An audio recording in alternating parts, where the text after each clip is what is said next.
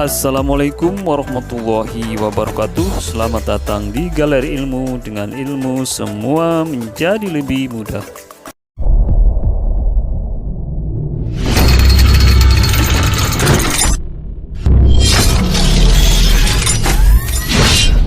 Assalamualaikum warahmatullahi wabarakatuh. Alhamdulillah, kita panjatkan puji syukur pada Allah Subhanahu wa Ta'ala yang telah memberikan kenikmatan yang luar biasa bagi kita semua, yaitu nikmat iman, nikmat Islam, juga nikmat sehat, sehingga kita dipertemukan kembali dalam video pembelajaran kali ini dalam keadaan sehat walafiat.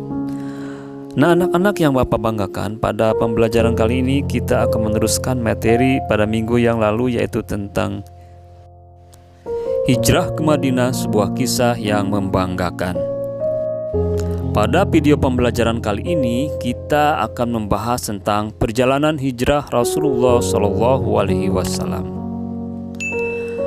Menjelang larut malam, Nabi Muhammad SAW menuju ke rumah Abu Bakar dan mengajaknya hijrah. Kedua orang itu kemudian keluar dari jendela pintu belakang dan terus bertolak ke arah selatan menuju Gua Sur.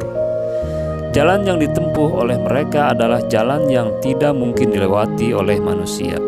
Hal ini dilakukan supaya para pemuda Quraisy yang mengajak tidak menyangka mereka melalui jalan itu.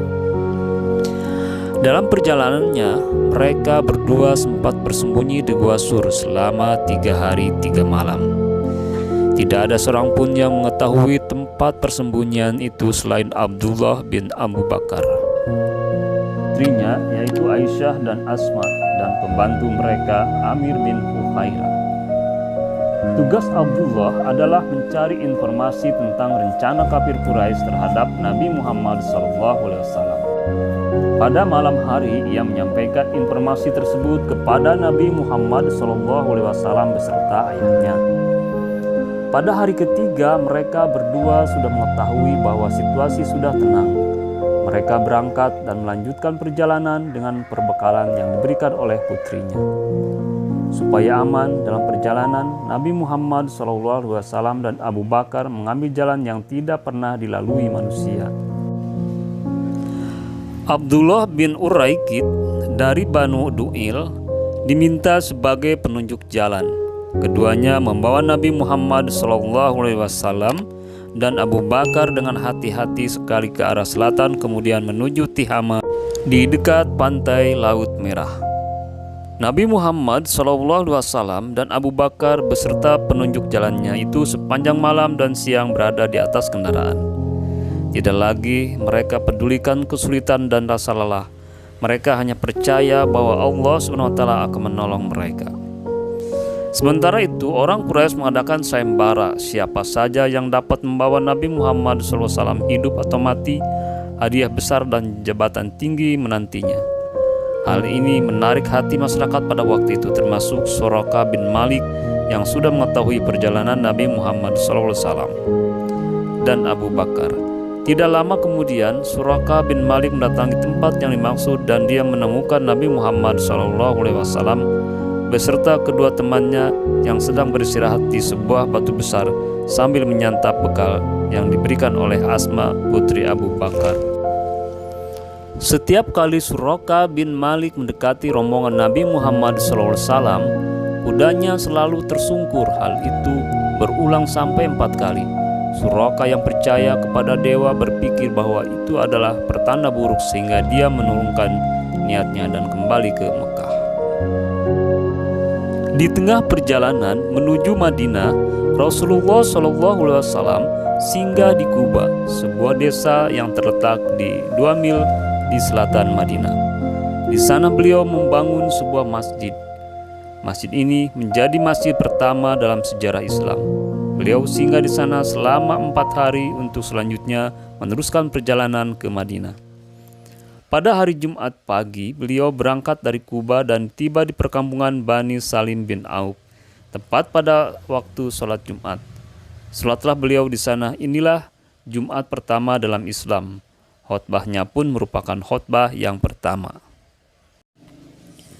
Nabi Muhammad SAW dan Abu Bakar tiba di Madinah pada tanggal 12 Rabiul Awal. Kedatangan beliau telah dinanti-nanti masyarakat di Madinah. Pada hari kedatangan Nabi Muhammad SAW dan Abu Bakar, masyarakat Madinah sudah menunggu jalan yang akan dilalui Nabi Muhammad SAW, lengkap dengan regu genderang. Mereka mengeluk-elukan Nabi Muhammad SAW dan genderang pun gemuruh diselilingi nyanyian yang sengaja digubah untuk keperluan penyambutan itu. Bulan purnama telah muncul di tengah-tengah kita dari celah-celah bebukitan.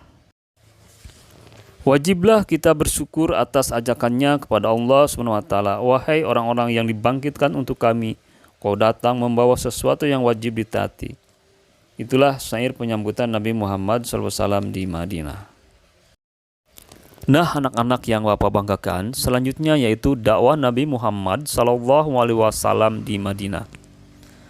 Setelah sampai di Madinah, Nabi Muhammad SAW mulai membuat program kerja dan melaksanakannya, yaitu seperti membangun masjid, mempersaudarakan antara muhajirin dan ansor, dan membuat perjanjian dengan penduduk Madinah. Langkah pertama, membangun masjid. Pembangunan masjid segera dimulai dan seluruh umat Islam ikut ambil bagian sehingga berdiri sebuah masjid berdinding bata, berkayu batang kurma dan beratap daun kurma. Masjid yang dibangun Rasulullah SAW bersama-sama kaum muhajirin dan ansor tidak hanya berfungsi untuk sholat semata, akan tetapi untuk seluruh kegiatan Nabi di Madinah. Di antara fungsi masjid pada zaman Nabi adalah sebagai tempat mempersatukan umat, bermusyawarah tentang perkembangan Islam, mengkaji ilmu agama, bahkan sebagai pusat pemerintahan setelah Rasulullah SAW dipilih sebagai pemimpin di Madinah. Langkah berikutnya yang dilakukan oleh Nabi Muhammad SAW adalah mempersaudarakan antara orang-orang muhajirin dengan ansor. Muhajirin adalah orang yang hijrah dari Mekah ke Madinah, sedangkan ansor adalah orang Madinah yang menyambut kedatangan kaum muhajirin. Setiap orang ansor mengakui orang muhajirin sebagai saudaranya sendiri. Mereka mempersilahkan saudaranya tinggal di rumah dan memanfaatkan segala fasilitas yang ada di rumah tersebut. Langkah ini mendapat simpati luar biasa dari masyarakat Madinah. Orang-orang muhajirin merasa nyaman dan tentram meskipun bukan tinggal di rumah sendiri. Mereka melakukan kegiatan dan interaksi dengan penduduk Madinah dan saling menolong sehingga suasana Madinah menjadi indah dan menyenangkan. Selanjutnya, Nabi Muhammad SAW merumuskan piagam yang berlaku pada seluruh kaum muslimin dan orang-orang non-muslim di Madinah, yang kemudian disebut dengan Piagam Madinah. Adapun isi Piagam Madinah antara lain: 1. Kaum Yahudi bersama kaum muslimin wajib turut serta dalam peperangan. 2. Kaum Yahudi dan Bani Auf diperlakukan sama kaum muslimin. 3. Kaum Yahudi tetap dengan agama Yahudi mereka dan demikian dengan kaum muslimin. 4. Semua kaum Yahudi dari semua suku dan kabilah di Madinah diberlakukan sama dengan kaum Yahudi Bani Auf. Yang kelima yaitu kaum Yahudi dan muslimin harus saling tolong-menolong dalam memerangi atau menghadapi musuh. Yang keenam, kaum Yahudi dan muslimin harus senantiasa saling berbuat kebajikan dan saling mengingatkan ketika terjadi penganiayaan atau kezoliman. 7. Kota Madinah dipertahankan bersama dari serangan pihak luar. 8. Semua penduduk Madinah dijamin keselamatannya kecuali bagi yang berbuat jahat.